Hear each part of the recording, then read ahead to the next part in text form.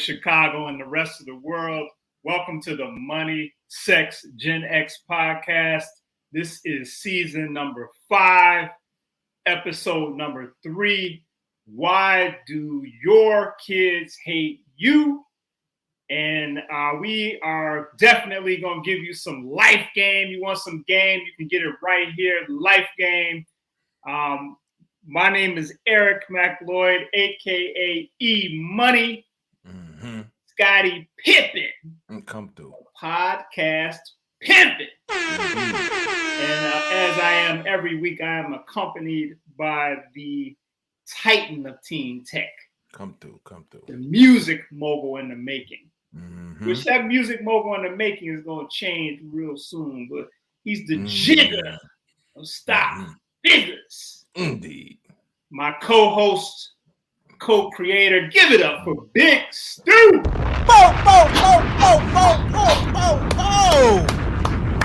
Big Stu, what's happening? What's going on? You got it. We in it today, man. And feeling good on this beautiful morning. How about yourself, E-Money? I'm here. This is one of those episodes we talk about the therapy episode. This is going to be therapeutic for me. We ready to get into this because we don't talk about this subject enough. I don't know if people will be willing to admit their kids don't really like them like that. They might hate them. So we was just talking about how, like, you know, we definitely be front like it's all sweet, like, and I'm as I continue to, you know, engage with my own children, I'm finding more and more people feel this energy, and it's like, why we ain't talking about it? And maybe that's just some other psychological stuff happening. We don't want people to know it, but man, listen, I work with kids, but it's nothing like the feeling that I get from my own kids sometimes. Like they feel like they hate me. Why?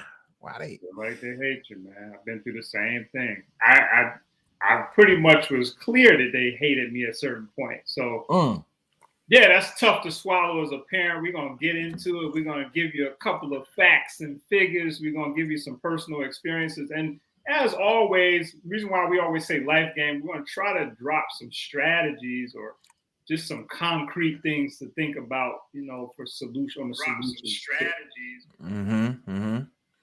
So that's where we at. Stu, do we want to let the people know about the merch a little bit?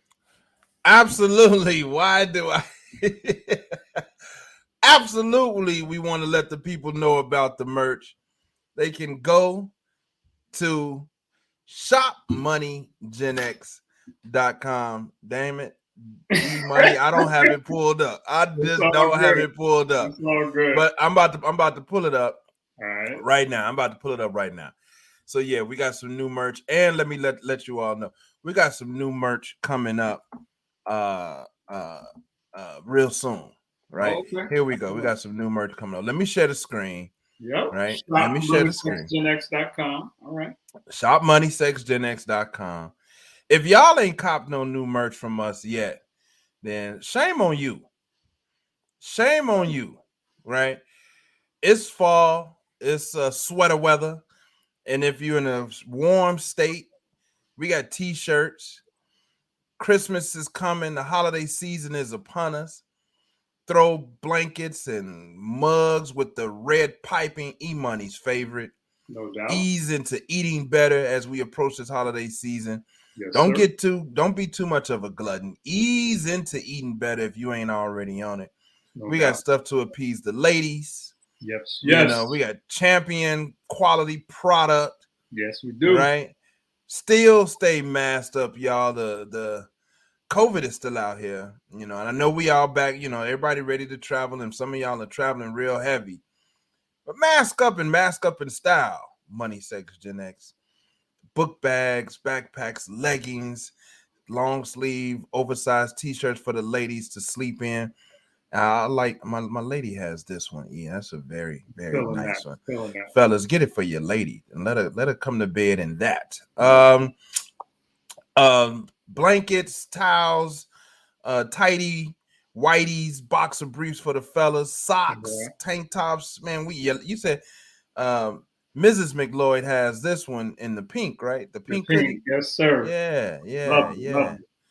So, man, we got it, man. Who can I trust with my stuff? That's mental health awareness brand line. So, yeah, man, we got stuff, man. Okay. Definitely.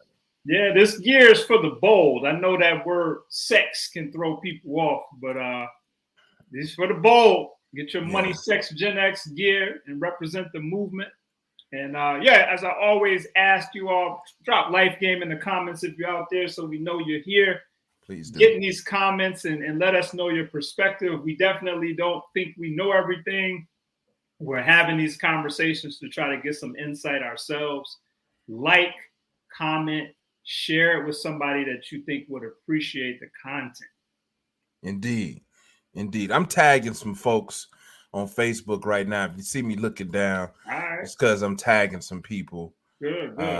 Here on Facebook, man, to get in on this conversation. Okay. I would do the same thing, but I'm afraid I'll mess up my setup. So maybe I'll tag them afterwards. But yeah. I feel that.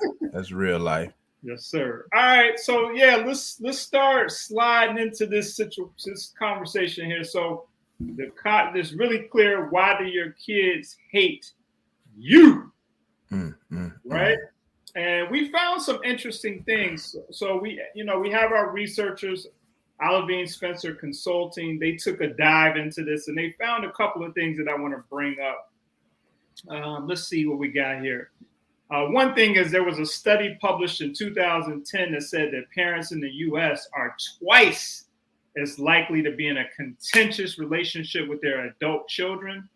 Really? As opposed to other countries like Israel, Germany, England, and Spain. I thought that was something to think about.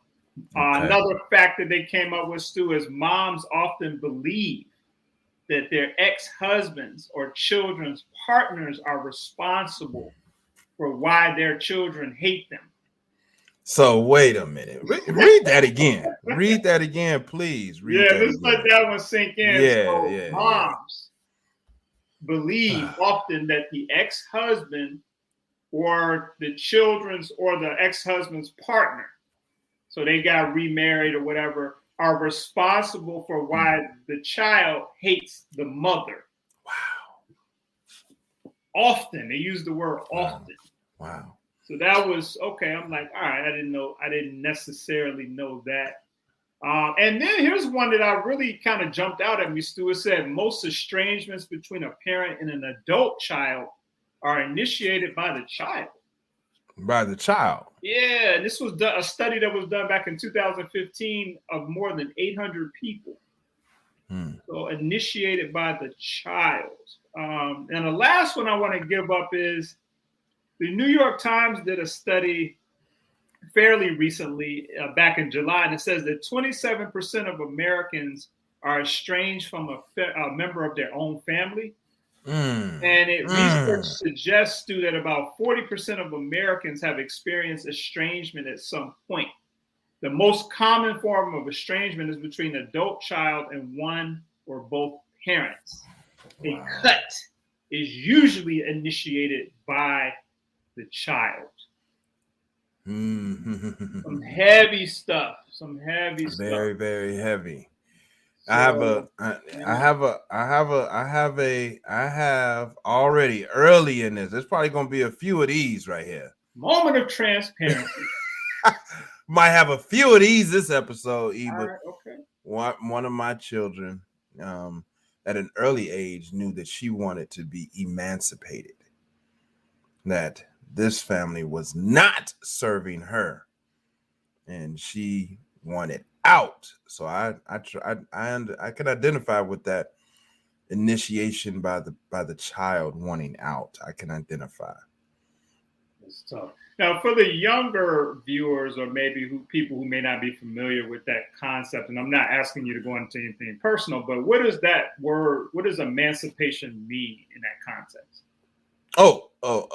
That's for, it means to remove, to be independent. of your parents, to be independent, to be treated as an adult. Okay. That's what that means. Okay. So they want to be on their own as an adult, even though they're not an adult. Yeah. Yeah. Okay. Nicole, what's going on Mhm. this morning? I see Nicole out there, friend of the show. Friend She of the said, show. "Wow, the fruits of anxious America." They want to hurry up. They're trying to rush the process. Now let me say, I also will say, I remember in my formative years, there were many moments when I was like, man, I hate my mom. I hate my dad. Many moments of that. So I just had to pillow talk it though. Okay. Scream into the pillow or go in my room, mumble something under my breath, you know. But I understand there was moments, but not to the extent of wanting to disassociate myself from my family. I don't understand that. And Yeah. that hate was in the, I mean, it wasn't even hate, but that anger, frustration was just in the moment. And that's kind of where it stayed, in the moment.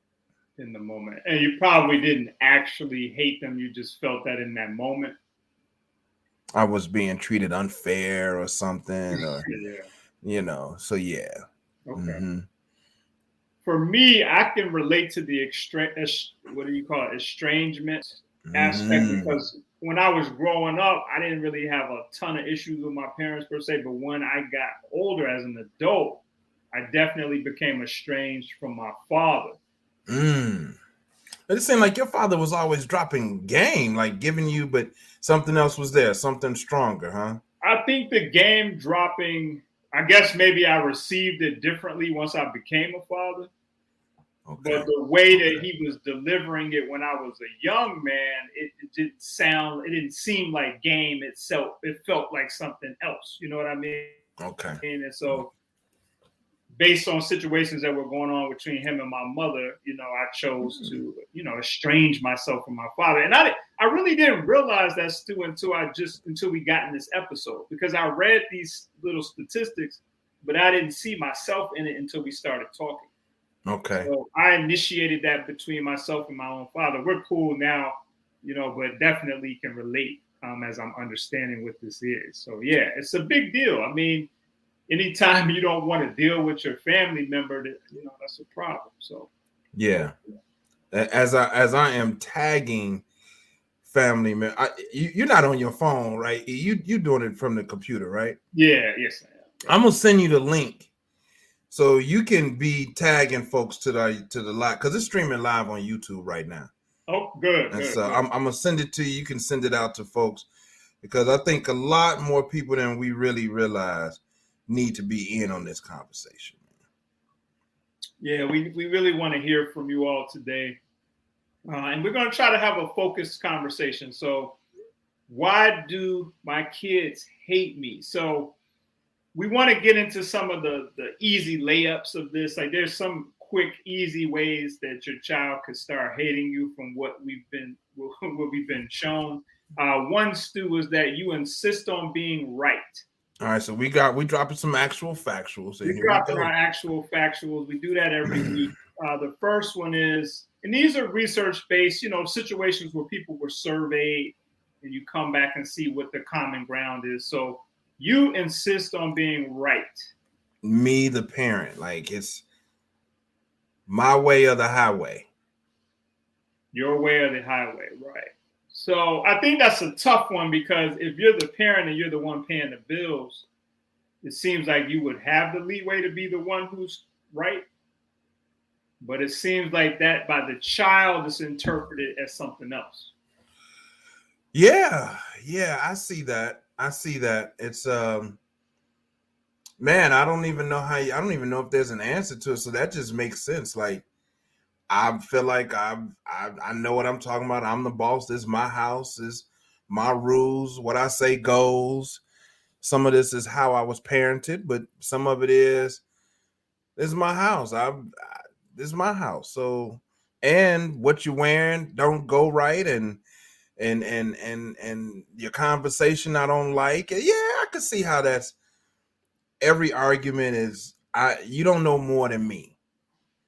And I'm sure that's off-putting. I look, I wouldn't want to be with nobody, be around nobody who think they always right. Like, come on, son. Always right. You can't learn nothing from me. I ain't never right. So, like, yeah, that's tough. Yeah. Okay. That's tough. So, as parents, what do we do in that situation, right? So the kid hates you for one reason because you think you're always right, but you are paying the bills. You are keeping the household going. How do we find that middle ground, I wonder? So it's interesting as I think about this, and audience, we have not rehearsed this conversation. E-Money is responsible for sharing the data, the research, and as we like it, as I like it, I often get the talking points right before the show. So this is unrehearsed. And to answer your question, as I think about this, I think one of the things that I got to find the balance on is respecting the perspectives of my child, respecting a 12-year-old's perspective, respecting a 17-year-old's perspective, respecting that I have 2-year-old twins now. They're 2 now. For those who've been following the show, they're now 2, and they are forming their own personalities. And at 2, I think it's going to be super important to fall back and respect how they see the world. And my way ain't always right. And I have to get okay with that, man. Yeah. It's okay. You can learn from a young person, man. You can learn from a young person. Yeah. My mom will probably accuse me of being too in tune with my children's perspectives. And yeah, I've heard that. Still, I feel like you can do that and still end up being hated at times. So, yeah, that's a tough one. So I had a situation this morning. I got a text. Somebody needed me to send them some money. Mm-hmm. The old me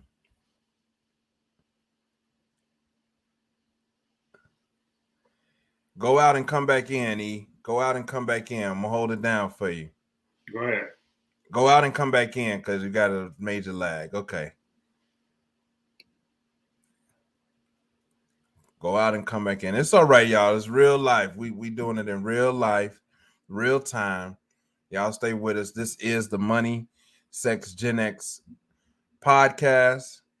Like, subscribe, share. Throw in life game. This is life game. Real conversations between real people about real things.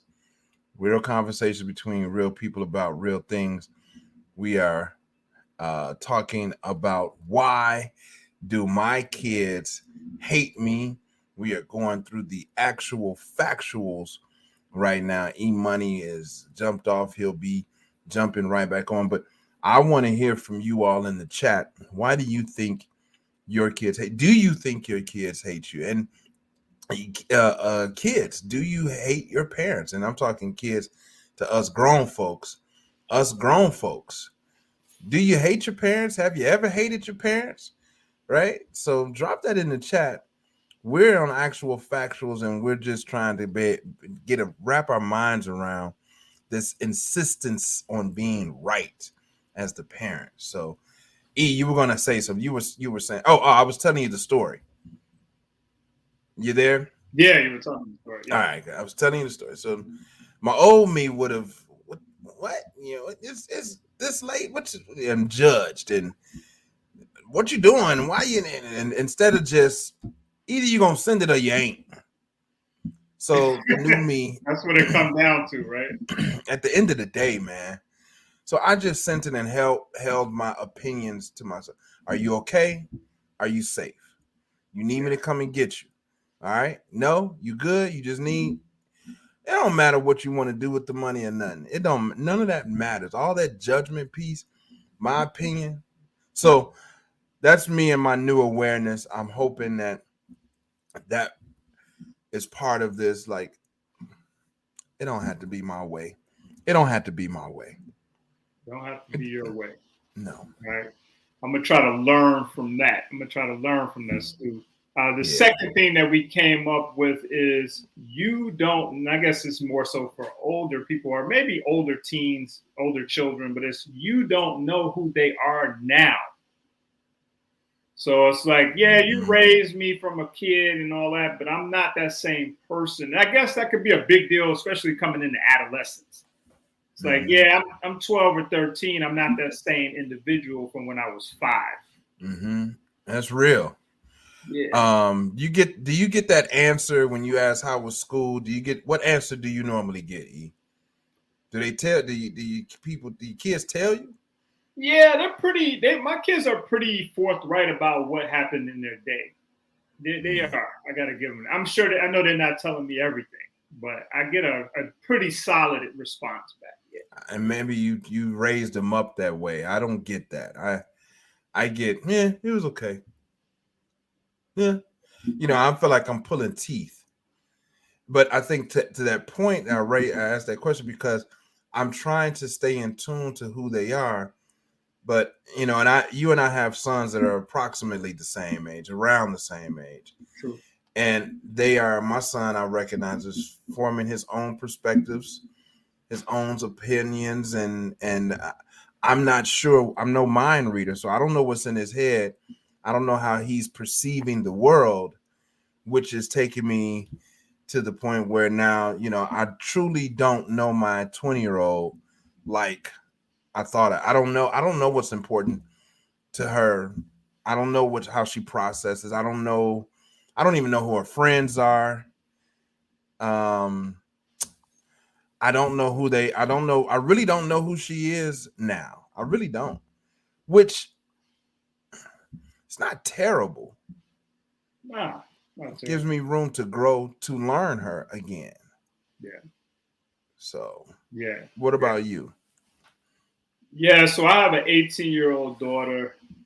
I guess I'm just learning that, and you kind of alluded to this, it's like you got to kind of let go of some stuff that happened in the past and just deal with the present moment and try, like you're trying to do with your 20-year-olds, try to get to know them and forget about the old stuff that could be holding a relationship back. Because at the end of the day, does it really matter? Right. And so just taking the time to take those calls from her and talk to her about her day. And you said this earlier, without judging. That part. Just listen. That part. Very hard. Just listen to what they have to say and stop, And so me and Stu, every episode, we're not trying to be judgmental, and we're trying to work in these conversations, but we work on that every day with our children. Like, just listen. What's going on with my child? Who are they? So have I mastered it? Of course not. But yeah, I'm aware that I need to try and do that. And again, these points that we're bringing up aren't points that we came up with as we sat down and said, here's what parents should do. No, this is research based, and we're discussing it in real time right now. So, we're working it out. We're working it out with you. Right here in this episode. Believe me. So yeah, we and getting those comments, like if you're out there, we would love to hear what you have to say. Whether you get in the comments during live or if you catch the show afterwards, we love to hear your insights. But what experiences have you had with insisting on being right with your children or just not knowing who they are now? Those are the first one we came up with is you've locked them into outgrown childhood roles. And that kind of ties into number 2. But it's like, hey, I'm 20. I'm 18. I'm not 3. Dang. How do we get out of those outgrown roles, Stu, and treat the person at the age that they're at right now? And I'm at a loss for that because I don't, when I see my children, I see baby. I see my baby. Oh yeah, that's terrible, man. 13 and 18. I don't see that. I agree with you, and as I hear it and know it to be true, it's terrible. That's not fair. That's not a good look. That's not a good look to only see them to lock them into their childhood roles. That's not a good look. I bet who wants to come around that, man? You're gonna keep me held in my past, and we don't want that as parents, right? That's what I'm saying. Like, you want me to, you want to look at me like dad from 10 years ago? I don't want that. Or as even as you know, and I think about me as a parent because I'm thinking about my mom, you know, and and when I was 40 years old, she's calling me her baby. It's like I'm not, but I will always be her baby. Her baby. I will always be.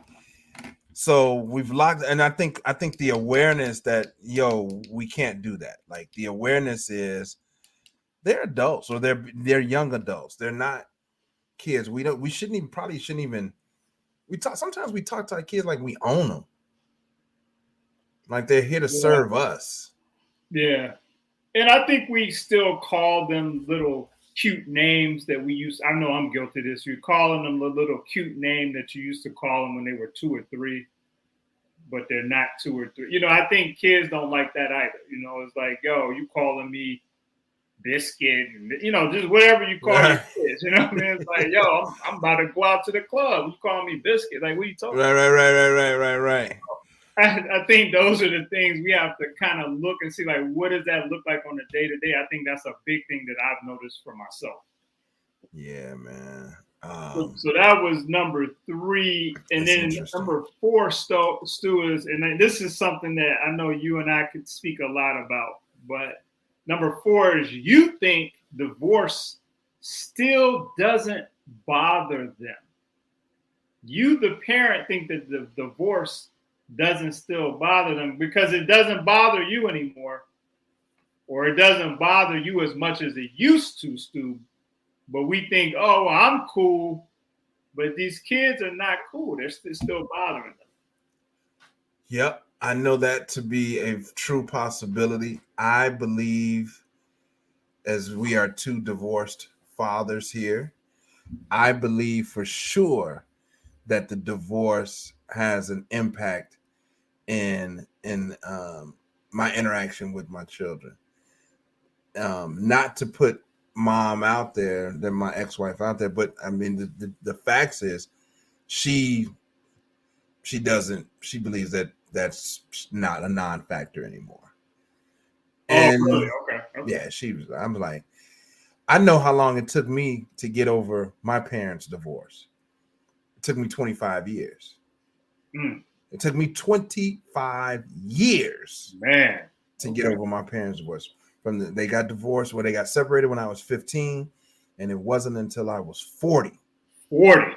Okay, so you just recently got over it. Just recently got over it. No therapy during that time,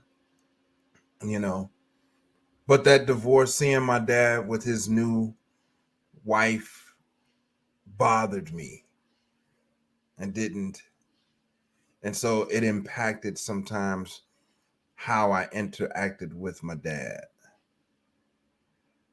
Yeah. They're my babies forever, but we're relearning them as grown people is a lot. Yes, it is, Nicole. It is a lot. It's not always easy. Yeah, I went through that too, Stu. I saw my dad one day after the estrangement. Him and my mom's were done, and I'm estranged. And I saw him riding down the street with another set of children. Ooh. And I don't know what the situation was. I mean, he had some chick in the car. I don't know what was going on there, but I'm like, wow, this dude, he got a whole nother family. Wow. And that really tore a knife through me. As tough as I thought I was, that really, and didn't call him to ask the situation. He could have just been giving him a ride. To his defense. But it is like, wow, this guy, he got a whole nother family. Me and my brother, we just out. Dang. Wow. So yeah, I can relate to that in that sense. I can relate to that. And I can too, as I have more children. Oh, the son is I'm messing up on my end. More children, and I I'm sure that pisses my kids off, to some degree. So yeah, man, that divorce piece. Look at my screen, bro. It's going down over here. It's all good. I'm gonna What have to. happens when you go live? Yep. I'm gonna have to make some changes on my end real quick. So But if you're just tuning in, you're rocking with the Money Sex Gen X podcast. This is season 5, episode number 3. We're talking about why do your kids hate you? And we're really trying to dig into this topic and get to the bottom of, maybe some things that we're doing as adults or, as parents as to why our children might not really favor us the way that we want to and want them to. And in some cases, they actually really, really don't like us to the point of hate. And we're trying to figure it out. On camera. We have technical We're figuring it out all right now. But we're going to get through it. So I'm going to take you all to the next point, which is you can't let them lead their own lives, Stu. I'm going to talk about this one a little bit. So we all as parents, we've heard this a million times. You have in your mind what you want your child to be. You might be like, hey, I want my kid to be a lawyer, a doctor, engineer, whatever it is. And they might come and be like, hey, I want to be an artist. I want to go into the music industry. I want to do something totally different than what you want me to do as a parent. And I think I've been guilty of that a little bit as well. It's like you have such strong goals and parameters for where you want your child to end up. You're not even looking to see what they're interested in. Right. Or maybe even creating situations to kind of gauge what they're interested in. I mean, as parents, can we really say we know what our child's true interests are? Or do we kind of focus more on what we want their interests to be? I think it's more focusing on what we want their interest to be. I think about that time that I wanted to DJ, and shout out to Ma Dukes, but she was like, "Nah, son, you need to get a real job. Don't focus on that. I wanted to be a barber. Nah, son, need to get something more solid." Oh, yeah. But I mean, hey, being a barber is pretty solid, but I understand. Being a DJ is pretty solid. That's one of my aspirations too. I know, but yeah, I also call this the projection phase. We project our fears, shortcomings, lives onto our kids. We say it all the time. You represent me. Yeah. So we need them to do a certain thing, a way to make us feel good about ourselves. Damn. That's kind of heavy, man. That's real heavy, man. Well, it's really about us, not the child. Yeah, that's heavy. So what would you, let me see if I can think of something. What would I suggest for a parent to do to get around this? So you want they want to lead their own lives. How do you release yourself from, I wanted you to be an entrepreneur, for example? How do you connect with what they want and disconnect from what you want? I'm trying to, I think the answer for me is practice respecting that I've given my kids life game from pre-birth.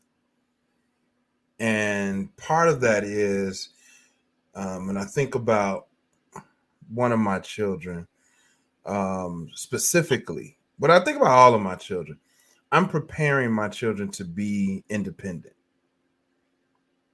And so my hope is, and has always been, that they take what I've given them and they exceed far beyond what I've been able to accomplish. And I want to practice just trusting that that job was a good enough job. They got it. So I've given you the game. You've remixed it to fit your life, and let me be okay with that. So go ahead, and might not be how I would do it. Let me let you go do it. Go. Fly, go, bird, fly, little bird. Fly away, fly away. Yeah, let them fly out the nest. Okay, I'll try to What do work you on think? that. What do you think? You got anything, or is this like you stuck I in like this? that. I mean, I'm sort of at a loss for all these things because my Yeah. parenting skills are Whew. a work in progress. I'm in real time trying to figure out some real heavy stuff. So I don't really know. I'll just say what I'm going to try to do is try to be in the moment more with my children and just kind of, like we said earlier, like just accept or listen to what it is they're trying to do with their lives and try to accept it. I want to make sure that I want to make sure, Eric, that this conversation, this topic isn't us coming off like we're complaining or we're having a pity party. And like we're two black men that is over here whining, why do my kids hate me? That's not what it is. What I think I want to just clear up is Well, we what's wrong recognize. with that though? Oh, I don't want to be I don't want to participate in the pity party. Well, I'm not let interested me in say that. this to you, brother. I'm strong too, and I get that. But I think part of the, and I want you to finish your point, but I think part of the problem with black men, I won't even say problem. I think one area for growth for us as black men is being able to say, I'm not really feeling 100 about my parenting situation. You know, I don't have it all figured out. There's some issues, and I'm still a man. I'm still masculine, but I'm trying to figure this thing out. And I think if more of us were comfortable doing that, maybe we would get to some solutions faster. Yeah, I agree. And I am on record as saying that I believe my parenting skills, look, according to my children, contrary to popular belief, and I know I'm a good dude. I know my intentions are in the right place, and I know I've done the best that I could do. But let my kids tell it, bro. My parenting skills suck, and I've always wanted to know like why. And I think the research is showing me some things that I've done to contribute to these terrible parenting skills, or not even the terrible parenting skills, contributed to why my kids may have an issue with me. So Nicole is saying social media, reality TV, family, foes, throwing rocks and hiding a hand all contribute to the hate. That's a great point, Nicole. Woo. Yeah, it's not just you and the child. There's a bunch of other factors. Yeah, that's Especially that last a one. big deal, man. That's social media and TV and fam and foes. Throwing rocks and hiding a hand. Yeah, I mean, you know, it's Wow. something to consider. Something to consider. Okay, so let's keep moving. Number 6 is you ignore, Stu, their boundaries. Now, who would think a kid could have boundaries in your home that No. you need to respect, right? So we feel like, yeah, we got the boundaries that you need to respect in my house. But this is saying, well, you need to understand, I guess, what their boundaries are and respect them and stop ignoring them. We have to treat young people, we have to teach young people, our children, to have boundaries. It's important to have boundaries.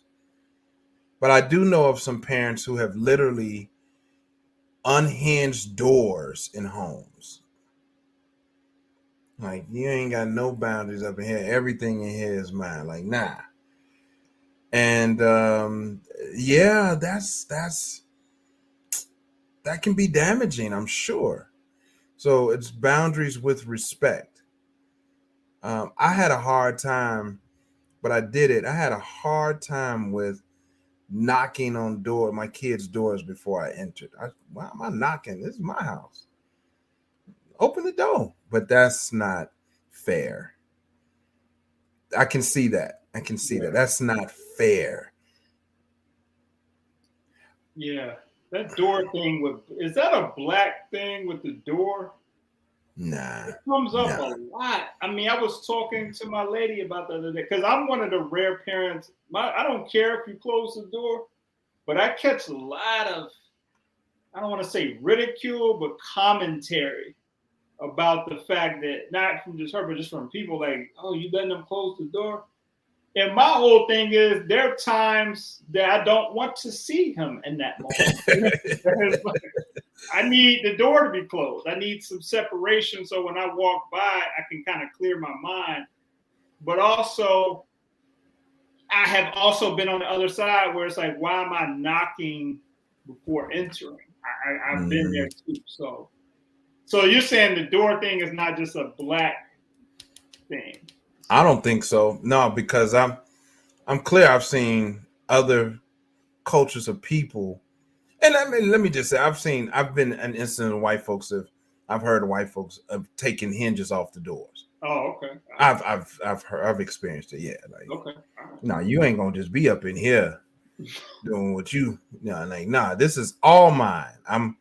I can rifle through, and I have rifled through bags, under mattresses, checked book bags. I had because I thought I had to in order to, like, who's gonna reveal to me that they carry a mace, a razor blade, maybe a gun, maybe some pills, maybe some marijuana.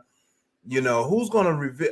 I want to see what this note is that you pass. And going back to the previous points, I want to know who they are. I want to know how they really thinking. I know people have, the duality of man. You can have, put on one face and then behind that face is something else going on. So I've always felt entitled to what is going on. I think I'm in the opposite camp, Stu, and maybe this is why I've had some hate, but I don't want to know all of that. You don't want to know? Nah, I want to put my children in a situation where they're safe, but I don't want to know every note that you have. I don't want to know what's in your book bag per se.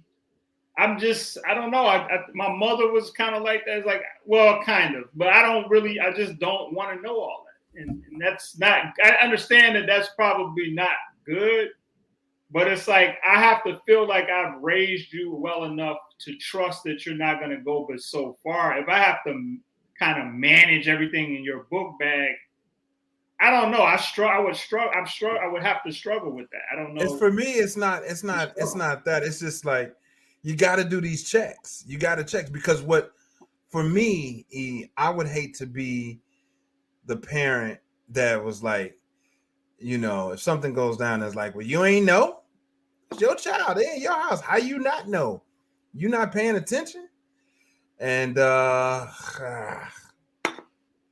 think that, yeah. I mean, I'm not trying to be losing sleep over these kids, which I have. I'm not trying to, but I think it's important to know. You just don't want to be, look, here's a good example. I've said, in the Chicago streets, these kids that's out here doing all this, them our kids. Those are our kids, those are our nieces, our nephews, our cousins, our little brothers, and our little sisters. Why are we acting like we don't know what's going on? There's a lot of it is choosing to be naive. And I have, on many occasions about many things, chosen to be naive about it for actual factual, right? Mm-hmm. But it's some stuff is just like, you got to dig in. Nah, it's not. You got to get in there. You got to get in there. I wonder, I would say this, I like the fact that we are bringing up two different perspectives. Nicole said, my saying for 2021 is, y'all not about to worry me into wrinkles. Yeah, I'm feeling that. It's hard not to get worried into wrinkles with kids. Like, and I think that's why I don't do all these checks and Gestapo tactics and all that. It's like, this is what I was going to say is because, first of all, I do think it's necessary to a degree, but does it actually help in the long run. So when we look at the final product of all of our efforts, I just wonder, does it ultimately help? Maybe it does. I'm not saying it doesn't. Maybe it doesn't. And that, to your point, maybe it doesn't. Maybe it just continues to dig in this characteristic of mistrust. I can't trust you. You're gonna be going through my stuff. Or maybe it's a bad parenting tactic. Or is it bad parenting on my end and telling the child, well, he doesn't care enough about me to check my bag? He ain't gonna check. I can bring the dope over here, y'all. Bring the bricks over here. Dad ain't gonna check. He ain't gonna check. So I don't know. Now I do feel like on the good side of my parenting, I am pretty observant in my people skills in terms of people's body language and things. That's what I more so go off of. You said that. And so that helps. That helps. I'm not, but yeah, I'm not gonna be checking the bag like that. So okay, all right, I'm learning something. I might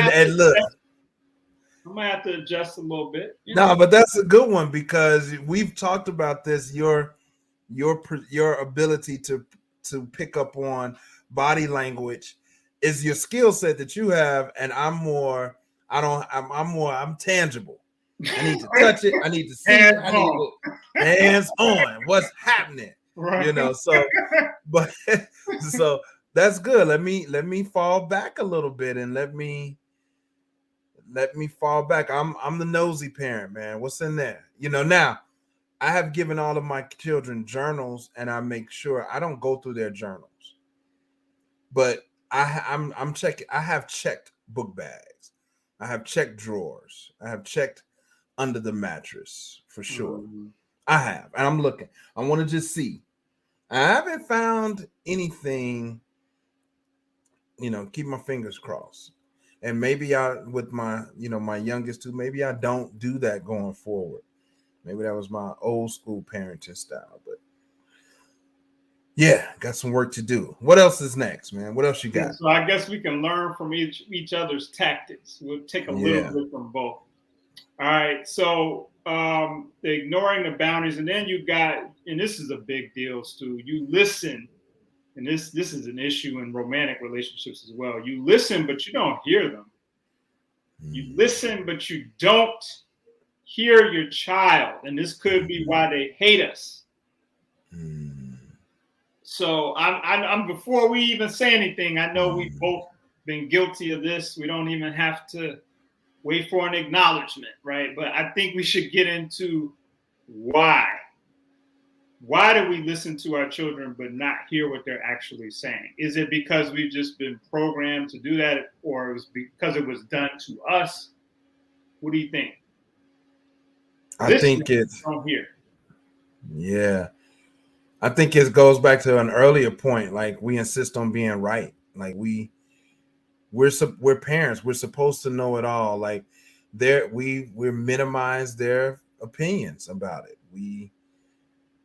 So we're not valuing their perspectives. What could you possibly know? You're 6, you're 10, you're 12, you're 17, you're 20. Like, you don't know nothing. Like, you live a little, keep, it sucks. It sucks. I hear us parents, I hear how we talk to these kids. Like, their opinion doesn't matter. Like, they not talking about nothing. They not,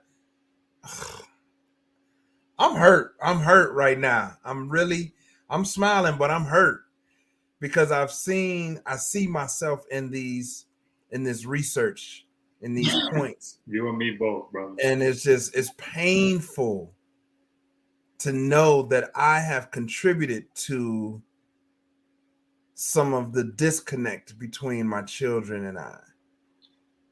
Yeah, and this leads into a bigger conversation. It's like, one of the things that I would like to see evolve in the school system, I'm not going to go on a tangent about the school system, but one of the things I would like to see evolve, as we've talked about, we need financial literacy classes in K through 12.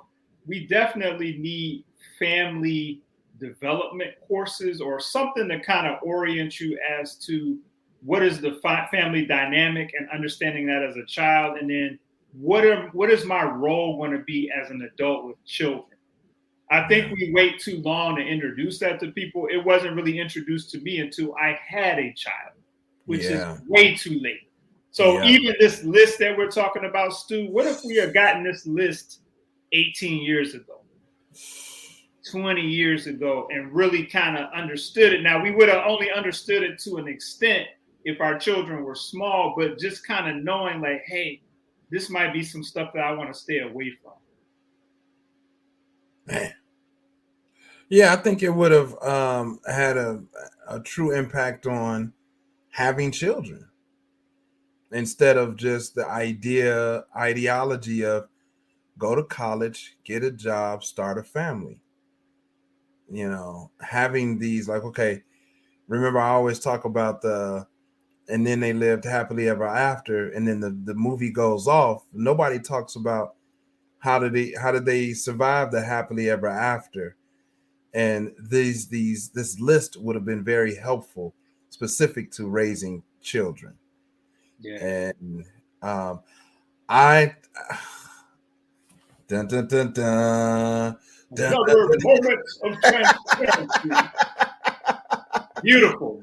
Oh man, I just thought parenting as a man was just having kids, man. That's enough, ain't it? Damn. I had the kid. I'm a man, you know. I had the kid. I made it happen. I gave the woman a. You remember this thing we would say? I gave her a baby. Ooh. I gave her a baby. You know, kind of starting off on the wrong foot. Oh man, the foundation was a deck of cards. Yeah. It's rough, man. That house of cards is really, it could be blown down so easily.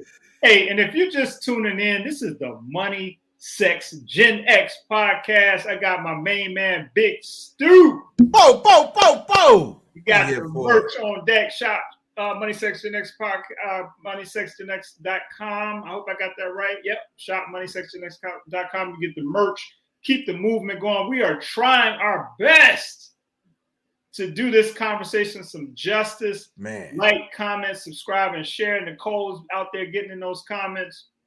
We want to hear you all's perspectives. Like, do you agree with what we're talking about? I got somebody.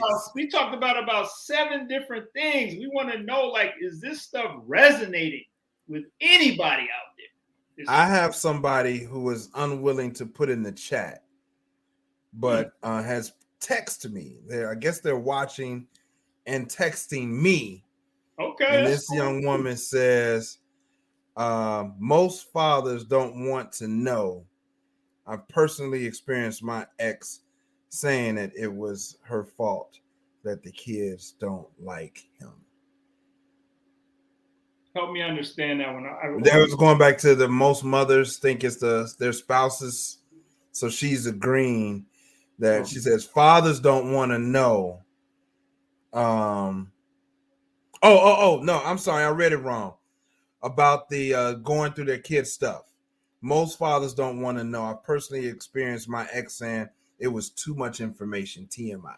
Okay, so I'm not crazy. Crazy. It's like, I mean, I would imagine that, you know, I never talked about this with people, but I would imagine there's people out there who's like, nah, that's just too heavy. You know what I'm saying? It's not that you don't care, but it's like, you know, I don't want to deal with that. I don't even like to say I don't want to deal with it. It's just, it's too much. It's too much if I have to do that. So, okay. All right. I appreciate that comment, whoever you are out there. Yeah, I'm going to leave her anonymous. She wants to be anonymous, so I'll leave her anonymous. All right. Let's keep going, Stu. Let's keep going. So we got the next one is you take sides. And I'm imagining that this has to do with other children being involved. It could have to do with your significant other or your current significant other. Something goes down and you're taking anybody's side but the child. And so they hate you for it at some point. What you supposed to do? I mean, not stay impartial? Maybe. I don't know. Mm. That's the thing that I wonder with children in that child mind state is like, what is your expectation? Am I supposed to just not have an opinion about the situation, especially if you're wrong? So the child is wrong, and say the stepmom or somebody says something to rock with you, even though you're wrong. This is not a really, I don't know. It just is not realistic to me. Yeah. Yeah, I don't know either. I don't know how to do that. I have to practice that up. I have to practice not taking sides, staying impartial. I gotta figure that one out. I don't have an answer. Okay. I'm looking for answers on that one too. So I will try to figure something out on that. So the next one was you triangulate. We got a big word here. You triangulate. You draw a third person into an issue that's only between you and the child. Now, Stu, what does that look like? You got to help me on that. Have you I do it all the time. Yeah. Oh, you do that. You're a triangulator. I do it all the time. I think I'm Phil Jackson. I want to run a triangle, man. Okay. It's not good. As I read it and saw it today for the first time, I'm like, dang, that's terrible. So he and I are having a conversation, and to try to drive my point home, because I always have to be right, I bring in somebody else and ask their opinion. And he's my son specifically. It's like, dude, like I can see the look on his face in my mind now. It's like, dude, that's just between me and you. Like, why are you always pulling somebody else in? Like, especially from a kid's perspective, a child's perspective, I can see that being problematic. It's just between us. Why you gotta? I wonder if triangulation also includes, because I'm guilty of this. So you and the child are having an issue, and then you reference another child that might be doing what you would want your child to do. I wonder if that's because you're bringing in another person. It's just in a different way, but you're still triangulating, I will believe.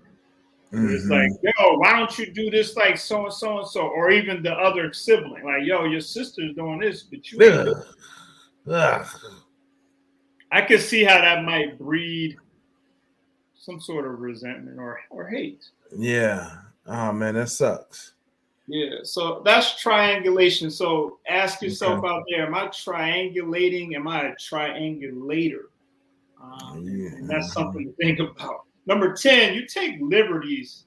Now, this could get into some heavy stuff. Now, you take liberties that you're not entitled to. Now, when I see this, I think abuse. That's just the first thing that comes to mind for me. Sexual abuse, physical abuse, just things that are beyond being a parent. You're really, really going to another level with things. Wow. You take liberties you're not entitled to. When I saw it, I thought about entitlement. You know, again, going back to just walking in a person's room, taking money out of an account of theirs, opening a credit card and then getting the credit card in their name, using them. Great examples, yeah. Using them for our own advantage is what I thought. It's like,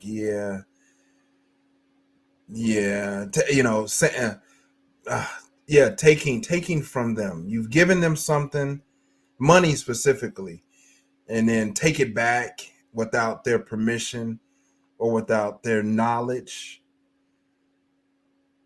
That sucks. That sucks. Yeah.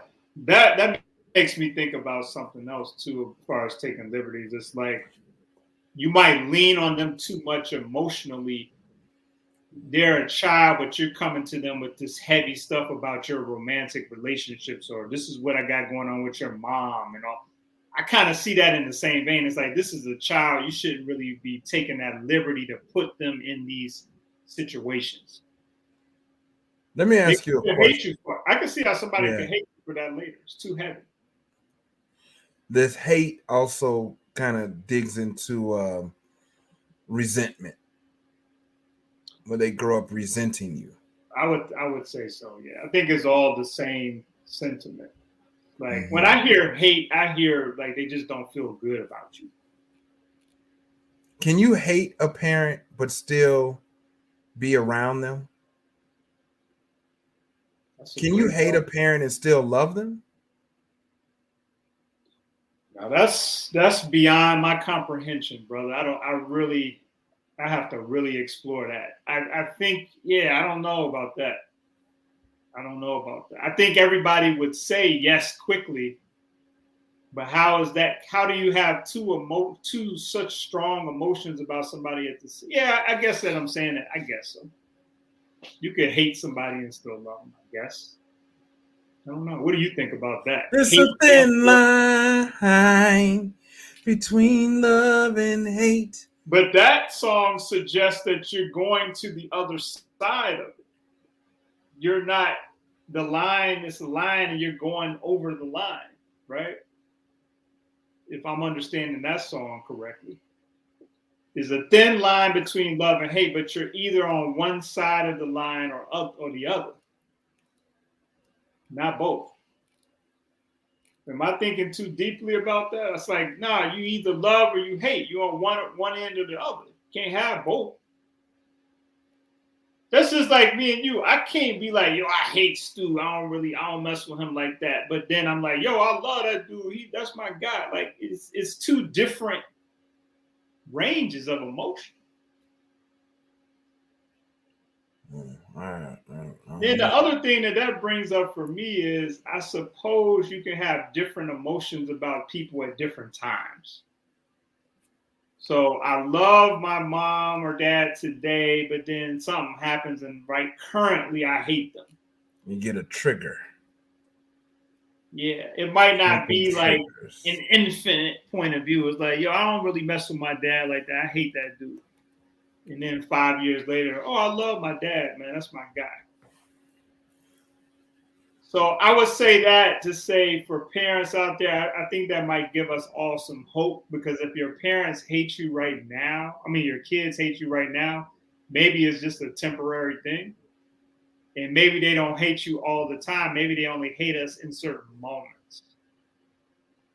I can get it. I can dig it. Yeah. I can dig it. This was and I don't know.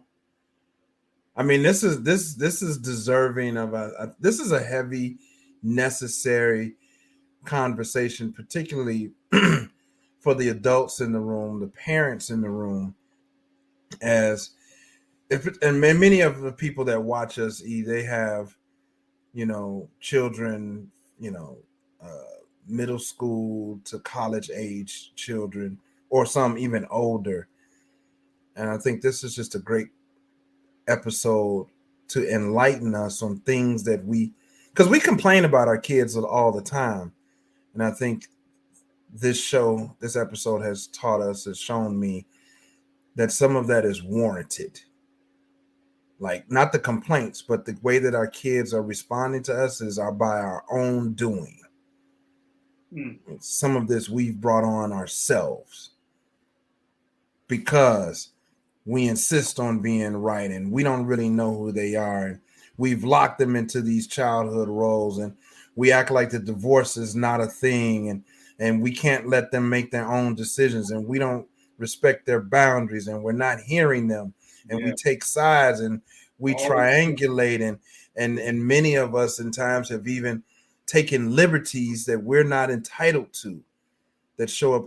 And if we're being honest with ourselves, Gen Xers and millennials and boomers, then we have to look at ourselves in the mirror and see how we can correct some of these things, if you still have that opportunity with your children. Yeah, I'm glad you did that. Like, there's this myriad of things that you are doing. And I went back and looked up the word hate. That's one thing we didn't define, which would have been good to define at the beginning. But the definition that comes right up is a feel intense or passionate dislike for someone. So it's intense and passionate dislike. That's what we're talking about. And so, yeah, it looks like we are doing some things. Now, does that absolve the child completely? No. But yes, just because I'm the parent, I can't just do anything I want to do. I think we have to continue to acknowledge, Stu, that we need to get as many parenting courses and conversations and dialogues under our belt as we can, because we need the support. And you don't have to go out here and tell everybody your business to participate in something that could be helpful. You could get a therapist and talk about these things one-on-one. You could join a support group and maybe listen more than you contribute. You could take courses online on parenting. You could join these conversations. You might be listening to this now, rewind a couple of things and write a couple of things down. But there is a way to get to the other side of the hate dynamic. There is a way. Yeah, this was a good conversation. I learned a few things here. So I need to do it just one more time. Look, let me put you don't know everything. Try to figure out what your kids are into. They're not babies anymore. The divorce is still playing a role. Big one. Hey, you've raised them. Let them make their own decisions and figure it out. Respect their boundaries. Really, really try to hear what they're saying without judgment. Stay impartial and keep it between y'all. And you are not entitled to what's theirs in any capacity. True indeed. Wow. True indeed. A lot of food to process and build upon. Yes. So that's why your kid, I think we answered the question. So the question was, why do my kids hate me? I think we've done some justice to this. At a minimum, I think if you're listening to this or watching, you can kind of pull out a few things as to why and maybe try to work on them. I will do that. I can't guarantee success, but I think I have a better understanding of how my kids might feel in certain moments.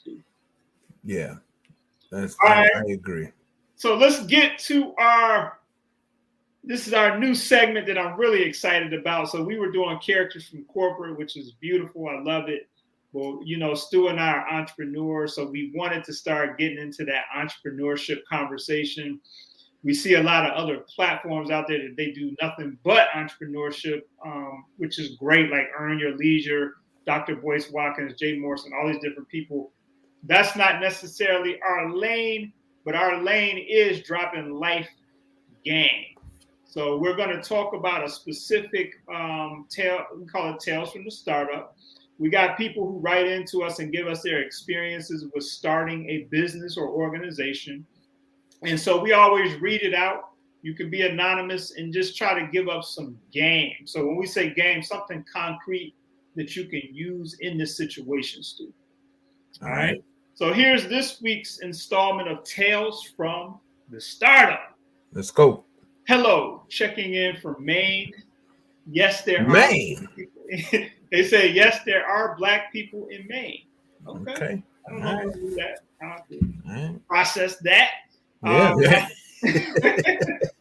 My Tales from the Startup is short and sweet. My buddies and I are trying to start a tech company. We have a really solid problem to solve for in a very large market. Okay. All right. Our backgrounds are diverse, and I feel like we make a good leadership core. There is one thing. None of us really want to do a written, business plan. This is right up me and Stu's alley, okay? We feel like we can sort of just run the business without wasting a bunch of time writing down stuff that will probably never be utilized. I'm interested in you and Stu's take on this. Okay. Tech startup, brother from Maine's got a crew. They're doing their thing. Yeah, they want to run the business and start it. They don't want to write nothing down, really. They don't want a formal business plan. What kind of game could you give on this, Stu? I'm here for it. I'm here for it. They don't do the business plan. Just go at it. Go for it. Go as far as you can go. See if it's even viable. I think the business plan is only for, I mean, obviously, I would imagine these guys have discussed some idea of how they're going to approach it. Give it a shot. If it takes legs, if it grows its own legs, you're going to need a business plan, because at some point you're going to have to bring in some outside money. And at another point, you just got to have a plan. You just got to have a plan in a place that you can refer to.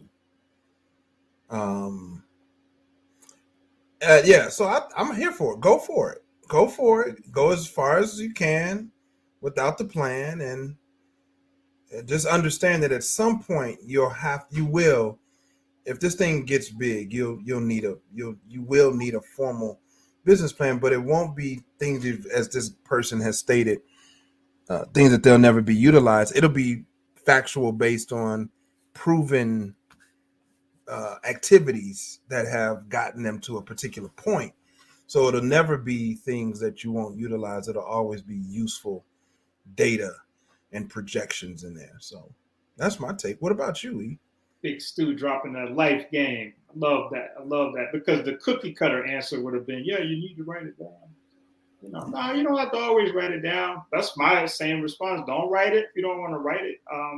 The other thing I'll say is, if you have a business plan full of stuff that's not helpful, you can control that. I mean, even if you're getting somebody else to write it, you have to just tell them, like, look, there's some things that we really need to know. Don't put that fluff in there. Mm-hmm. I need you to find out X, Y, Z. And that your business plan might be one page, but it might be one page full of stuff that you really, really need to get some information on. They always say, know your customer, know your client. So there's always more stuff that we can get from market insights that we can get. Focus on that. Focus on write a list out of the things that you feel actually are important that you don't know, because I'm sure you would agree, person in Maine, brother in Maine, that you don't know everything. So what is that list of things that you don't know? That's your business plan. That's what you need somebody to go find out for you. But I agree with Stu. If you don't want to write it down and you feel like it's going to slow you down, go out there and do your thing. You got the money, you got the team, you got the expertise, you got the know-how. Go do it. Again, yeah, I don't need to reiterate it, but I will. Just at some point, depending on how big this thing gets, you will need to come back to it, and that's fine. That's okay too. So yeah, go for it. Good luck. Let us know how it goes. I'm interested to know. Now, Stu, we got a few minutes. I think we got more time than we usually do when we get to this point. I want to ask you, because you work in this realm, what do you kind of do to make sure people you're working with don't have a business plan full of fluff? What are your strategies to make sure, like, hey, this is like something that's useful? For me, Eric, I called you Eric. For me, I'm serious now. Like, right. It's understanding your mission. It's understanding why you're doing this thing. Like, why are you doing this? And it's always going to be, if you're only doing this for money, then I actually don't want to move forward with you. Okay. So, and when you understand, like, beyond money, why are you doing this? I think you can't but focus on what's important in the plan, like what's important in the work that you're doing. And so why? What's your mission? What's your purpose? What is driving you to do this thing? And that's the best starting point. A lot of people are doing things just for money, which I'm saying is not enough. It's not enough reason. Just for the money is not enough reason. It's a good point of view. What about how do you look at it for your clients? That's why I love our show, because like we have different points of view, but both are valid and have been successful. I'm kind of in the camp of, if I don't feel like you are concerned about money at all, I would prefer not to work with you. because to me, it's really not going to be, you really should go start like a not-for-profit or something. And even that, eventually you're going to have some significant revenue. But it's like, everybody has a great idea and all of that stuff. But I got to feel like you got the stomach to go out here and really get in front of people and sell this thing in a way that can convert into some revenue. Mm-hmm. So that's kind of my point of view. Like, if I don't feel that, I'll probably be hesitant to even do a business plan, because it's like, you're not really trying to, part of solving problems for people is getting them to purchase the solution. Mm-hmm. And if you're not down for that, then it's a red flag. Yeah. I agree with you 100%. 100%. I just don't want money to be the only motivator. I don't want it to be the number one. I want it to be the solution first. Like, you value what you're offering first. Of course. And I don't help people start nonprofits. Okay. I don't help. I'm not in the nonprofit space. We trying to get to the bag. We all trying to get to the bag. And as Black folks, we need to be owning. Practice ownership. Own that thing. Sure. Don't be afraid to own it. And what's going to keep you in business is profitability. So we got that. But the money, for sure. But that's not enough. Because you'll be out here selling your ass for money. And that's not what we're doing. Yeah, we probably could do a whole episode on this, because we have very varied point of views. But my thing is like, I want to help. I get tired of it. I want to help people.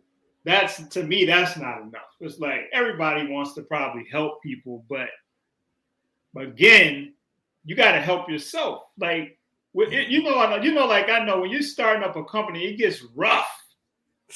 It gets rough. You don't know how certain bills are going to get paid. You don't know. It's a lot of certainty. So I need to feel something to let me know that when it gets tough, and they used to tell me this when I first started selling insurance back then, what's your why? Yeah. What's your why? Oh, I want to help people. I don't know if that's going to be enough, big dog. Like, that's cool and it sounds great, but I need you to help yourself. And part of helping yourself is to make enough money so we can get to the finish line with you helping somebody. Now, I understand what you're saying. I really do. It's like, you just don't do anything for money. And I'm not suggesting that. What I'm suggesting is, this problem that you came to me to solve, let's make some money doing it. Absolutely. That's where we agree on that part. Mm-hmm. Because I've been in situations. I had somebody hit me up this week offering me some life insurance, a young cat, one of my young people, just getting involved in Primerica. Okay. And he's pushing insurance on me. Yeah. He's trying to make some money. No doubt. But he's not hearing me. Like, bro, you can't just sell me anything. Like, but so it's not, you don't understand. Like, yeah. And I think there's a difference between getting a job working for a company, a corporation, versus, doing your own startup, where you need to have this perseverance and tenacity to get out of the bed when things look really bleak. Yeah. You still got to get out the bed you got to like keep that same energy. We got one. Miss Scarborough says, you want to read that, E? I do. Sometimes the not-for-profit is a way to create your own salary and own your time to then be able to begin the journey to personal ownership. Now, Bridget actually know her. So she has a company called 501c3 My.org, where she exclusively helps people to build not-for-profits. And that is her approach. It's a not-for-profit structure, but she views it as a vehicle for freedom. And so, say you're on a corporate job, you're trying to get out, starting a not-for-profit could create another stream of income where you're like, you know what, I can leave this and go dedicate myself to that. So yeah, I feel that and understand that and have seen it and done it. So I do agree with that. Stu, what do you think about that comment? Hey, Bridget, I'm glad that somebody is there to help people want to start nonprofits. I'm always challenged. I aspire, Bridget, to get to a point where I can support nonprofits. I desire to be a philanthropist, and but I think as Black folks, for me, my only perspective is like, look, we got to practice ownership, and you know that you don't own the nonprofit. It's society owns it, the board owns it, the people own it. So I'm just in this phase in my life of collecting intellectual and real properties, and and that's through ownership. And so again, I'm glad that there's somebody out there who can help people through the nonprofit 501c3 status, and that's cool. And I'm not, and I mean that is cool, but I'm still standing on the importance of ownership. LLC, C Corp, S Corp, that's important. True that. And we actually have an episode coming up called Should You Start a Not-for-Profit? Yeah. I believe Bridget is going to be one of our guests. I'll make this final point. I know we got to go. My whole thing is generational wealth. Mm-hmm. And I believe that you can leverage a not-for-profit. Now, that's probably a whole episode, but it's like, how do you leverage a not-for-profit to build your generational wealth? I believe you can do that because I've done Absolutely. it. Absolutely. And the reason why I'll say that and quickly is because you can go into a not-for-profit and gain certain skills and experiences that you couldn't gain on your job, and then flip that knowledge and expertise into a for-profit business. That's actually what I did. So I helped start a couple of organizations in my younger years. I was able to get some insights and get strong in certain areas, and I took that and formed the company that I work in now, which is definitely a for-profit. So we got to continue to think a little bit broader, I think, about what these vehicles can offer and provide beyond. And Stu, I'm with you on this ownership thing, but ownership of skills and abilities also. Ownership. Well, that's the intellectual capital. That's the it's all capital that can be flipped into something else. So yeah, we should do an episode about that. But yeah, I feel you. I thank you, Bridget, for chiming in. So yeah. So that Tales from the Startup took us into a lot of different places. Yeah, that was a good one. Let's keep that conversation going. So pool artist, do we have a pool artist for this week? Oh, we do. I know this brother. Okay. Yeah. Yeah, he's a percussionist. It's actually, this guy is just an all-around musician. Full musician, plays instruments. Good guy. Plays multiple instruments. Good guy. And has his own. Go ahead. You talk about. No, I was just gonna say he just hit me up. We've been trying to link up and keep. We wanted to talk about a couple things. He just hit me up Friday, I think. So wow. Yeah, good guy.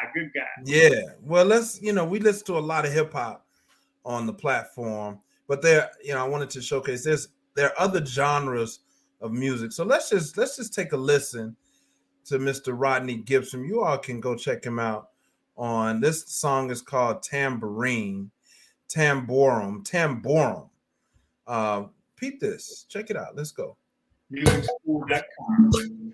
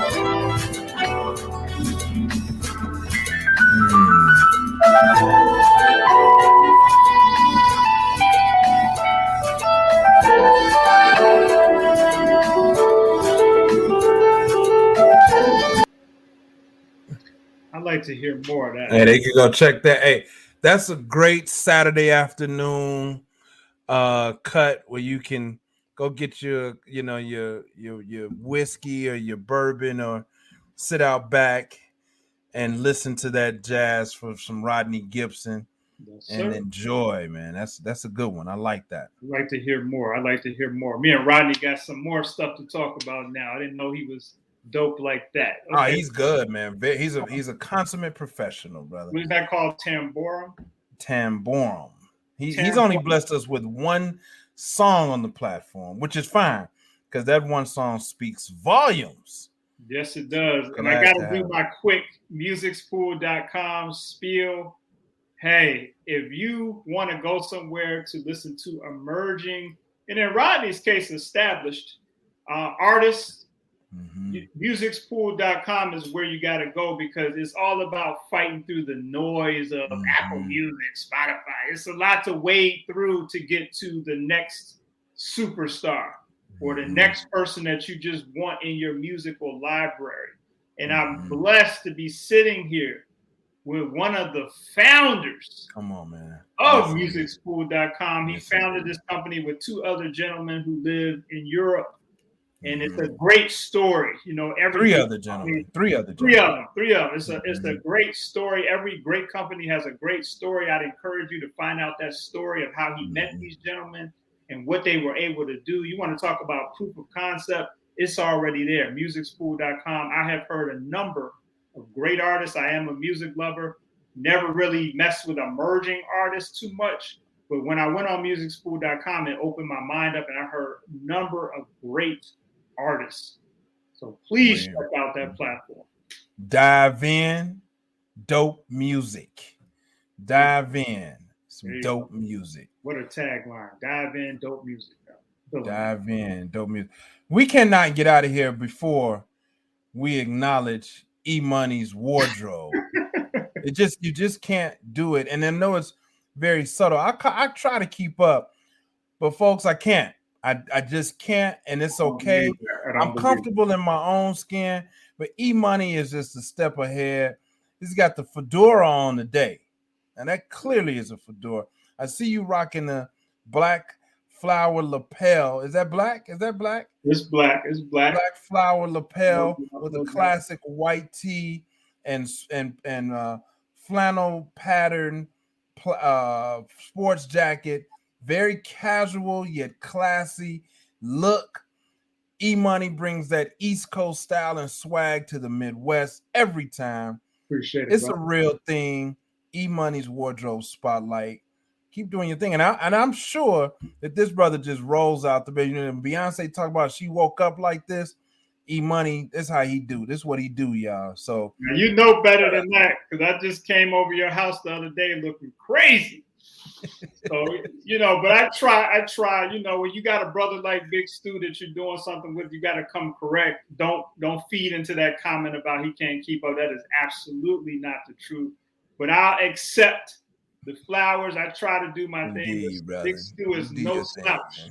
And he was not looking crazy. He had Adidas on and low, and he think he was. It's crazy for somebody on his status, but to the next man, they would have been on something. Now last that event, Smooth Sean did kind of take the cake at that. Sean had the Gucci on and all that. And I'm sitting next to him like, man, I didn't know we was doing all that. Yeah. Smooth Sean, he was on it. But E-Money, it does his thing. E-Money's wardrobe spotlight for sure. Thank you, brother. I appreciate that. So this is wrapping up season 5, episode number 3. We don't know which one is coming next, but it's coming. We will be at you soon. Like, comment, share, and thank you for tuning in. Until next time, peace. Peace.